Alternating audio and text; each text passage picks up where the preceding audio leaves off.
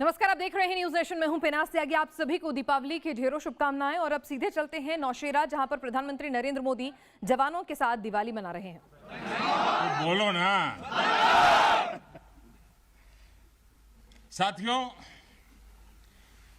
आज मेरे सामने देश के जो वीर हैं, देश की जो वीर बेटियां हैं, वो भारत मां की ऐसी सेवा कर रहे हैं जिसका सौभाग्य हर किसी को नहीं मिलता है। किसी किसी को ही मिलता है जो सौभाग्य आपको मिला है। मैं देख रहा हूं, मैं महसूस कर रहा हूं, आपके चेहरे के उन मजबूत भावों को मैं देख रहा हूं। आप संकल्पों से भरे हुए हैं और यही आपके संकल्प, यही आपकी पराक्रम की पराकाष्ठा करने की भावनाएं, चाहे हिमालय हो, रेगिस्तान हो, बर्फीली चोटियां हो, गहरे पानी हो, कहीं पर भी आप लोग मां भारती का एक जीता जागता सुरक्षा कवच है। आपके सीने में वो जज्बा है जो 130 करोड़ देशवासियों को भरोसा होता है, वो चैन की नींद सो सकते हैं। आपके सामर्थ्य से देश में शांति और सुरक्षा, एक निश्चिंतता होती है, एक विश्वास होता है। आपके पराक्रम की वजह से हमारे पर्वों में प्रकाश फैलता है, खुशियां भर जाती हैं, हमारे पर्वों में चार चांद लग जाते हैं। अभी दीपावली के बाद गोवर्धन पूजा, फिर भैया दूज और छठ पर्व भी बिल्कुल गिनती के दिनों में सामने आ रहा है। आपके साथ ही मैं सभी देशवासियों को नौशेरा की इस वीर वसुंधरा से इन सभी पर्वों के लिए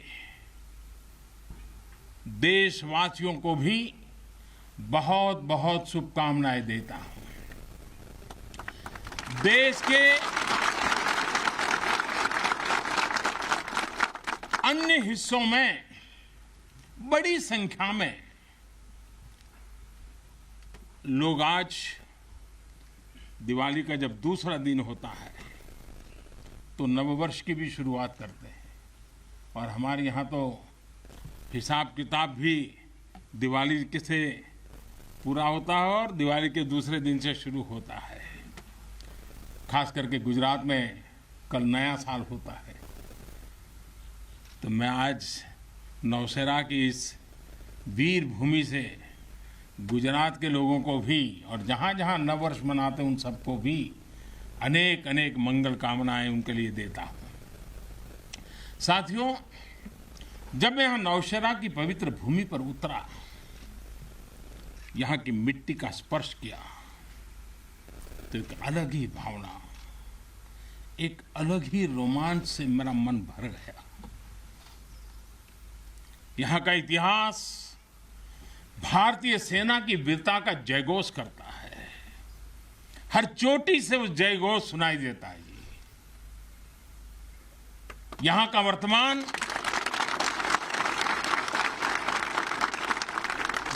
वर्तमान, आप जैसे वीर जवानों की वीरता का जीता जागता उदाहरण है। वीरता का जिंदा सबूत मेरे सामने मौजूद है। नौशेरा ने हर युद्ध का, हर छद्म का, हर षड्यंत्र का माकूल जवाब देकर कश्मीर और श्रीनगर के प्रहरी का काम किया है। आजादी के तुरंत बाद ही दुश्मनों ने इस पर नजर घड़ा करके रखी हुई थी। नौशेरा पर हमला हुआ, दुश्मनों ने ऊंचाई पर बैठकर इस पर कब्जा जमाने की कोशिश की। और अभी जो मुझे पूरा वृत्त देख, वीडियो समेत सारी चीजें मुझे देखना समझने का मौका मिला, और मुझे खुशी है कि नौशेरा के जाबाजों के शौर्य के सामने सारी साजिशें धरी की धरी रह गई। दोस्तों, भारत माता की भारत माता की भारत माता की। भारतीय सेना की ताकत क्या होती है, इसका एहसास दुश्मन को शुरुआत के दिनों में ही लग गया था जी। मैं नमन करता हूं नौशेरा के शेर ब्रिगेडियर मोहम्मद उस्मान को, नायक जदुनाथ सिंह जी को, जिन्होंने देश की रक्षा के लिए अपना सर्वोच्च बलिदान दिया। मैं प्रणाम करता हूं लेफ्टिनेंट आर राणे को, जिन्होंने भारतीय सेना की जीत का रास्ता प्रशस्त किया था। ऐसे कितने ही वीरों ने नौशेरा की इस धरती पर गर्व की गाथाएं लिखी, अपने रक्त से लिखी हैं, अपने पराक्रम से लिखी हैं, अपने पुरुषार्थ से लिखी हैं, देश के लिए जीने मरने के संकल्पों से लिखी है। अभी मुझे, ये मेरा सौभाग्य था कि दिवाली के इस पवित्र त्योहार पर मुझे आज दो ऐसे महापुरुषों के आशीर्वाद प्राप्त करने का सौभाग्य मिला। मेरे जीवन में एक प्रकार से अनमोल विरासत है। मुझे आशीर्वाद मिले श्री बलदेव सिंह और श्री बसंत सिंह जी। ये दोनों महापुरुष बाल्यकाल में मां भारती की रक्षा के लिए फौज के साथ कंधे से कंधा मिलाकर के साधनों के अभाव के बीच भी, और जब मैं आज सुन रहा था उनको, वही जज्बा था जी, वही मिजाज था, और वर्णन ऐसे कर रहे थे जैसे आज ही अभी से लड़ाई के मैदान से आए हैं, ऐसा वर्णन कर रहे थे। आजादी के बाद हुए युद्ध में ऐसे अनेकों स्थानीय किशोरों ने ब्रिगेडियर मोहम्मद उस्मान के मार्गदर्शन से बाल सैनिक की भूमिका निभाई थी। उन्होंने अपने जीवन की परवाह न करते हुए उतनी कम उम्र में देश की सेना के साथ कंधे से कंधा मिलाकर के काम किया था, सेना की मदद की थी।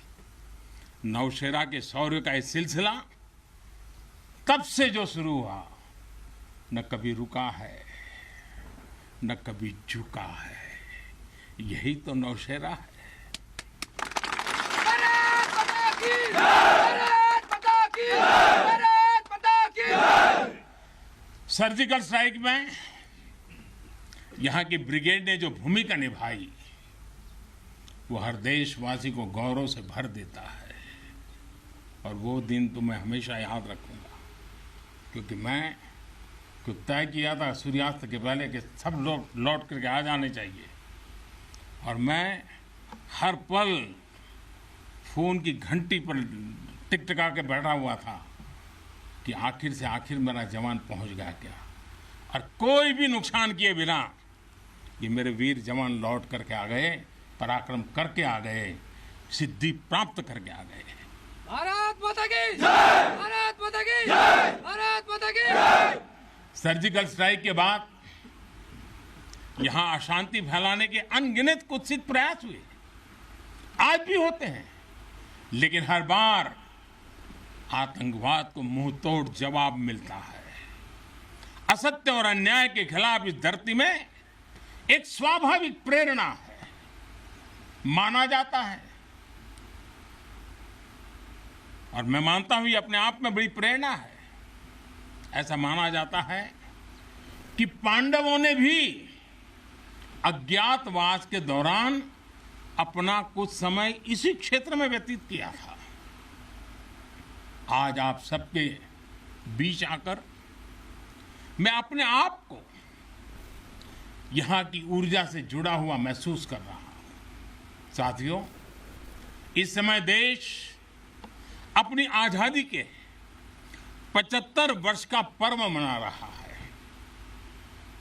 आजादी का अमृत महोत्सव गुलामी के लंबे कालखंड में असंख्य बलिदान देकर हमने ये आजादी हासिल की है।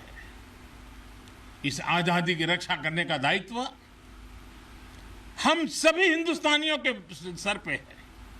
हम सबकी जिम्मेवारी है। आजादी के अमृत काल में हमारे सामने नए लक्ष्य हैं, नए संकल्प हैं, नई चुनौतियां भी हैं। ऐसे महत्वपूर्ण कालखंड में आज का भारत अपनी शक्तियों को लेकर भी सजग है और अपने संसाधनों को लेकर भी। दुर्भाग्य से पहले हमारे देश में सेना से जुड़े संसाधनों के लिए ये मान लिया गया था कि हमें जो कुछ भी मिलेगा विदेशों से ही मिलेगा।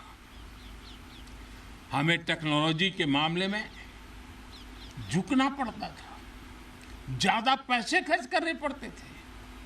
नए हथियार, नए उपकरण खरीदने होते थे तो प्रक्रिया सालों साल चलती रहती थी। यानी एक अफसर फाइल शुरू करें, वो रिटायर हो जाए, तब तक भी चीज नहीं पहुंचती थी। ऐसा ही कालखंड था। नतीजा ये कि जरूरत के समय हथियार फिर आपाधापी में खरीदे जाते थे। यहां तक कि स्पेयर पार्ट्स के लिए भी हम दूसरे देशों पर निर्भर रहते थे। साथियों, डिफेंस सेक्टर में आत्मनिर्भरता का संकल्प उन पुरानी स्थितियों को बदलने का एक सशक्त मार्ग है।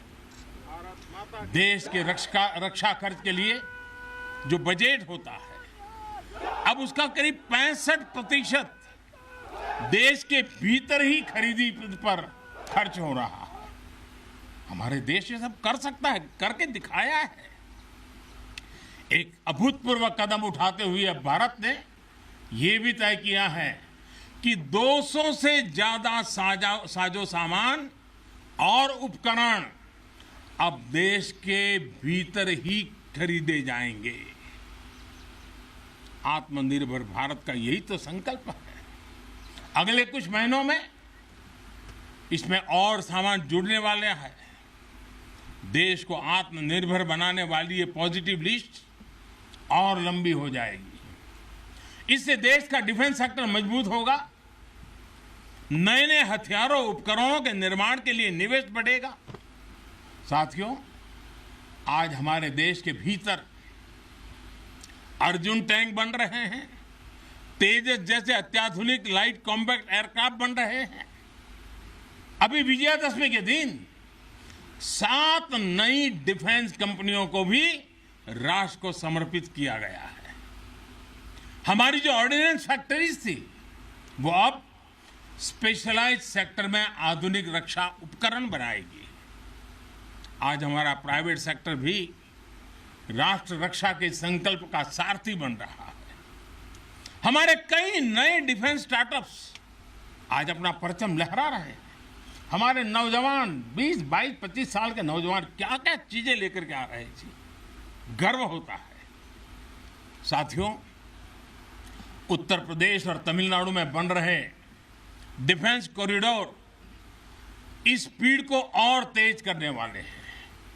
ये सारे कदम जो आज हम उठा रहे हैं, वो भारत के सामर्थ्य के साथ साथ डिफेंस एक्सपोर्टर के रूप में हमारी पहचान को भी सशक्त करने वाले हैं। साथियों, हमारे शास्त्रों में कहा गया है, को अति भारः समर्था नाम, यानी जो समर्थ होता है उसके लिए अति भार मायने नहीं रखता। वो सहज ही अपने संकल्पों को सिद्ध करता है।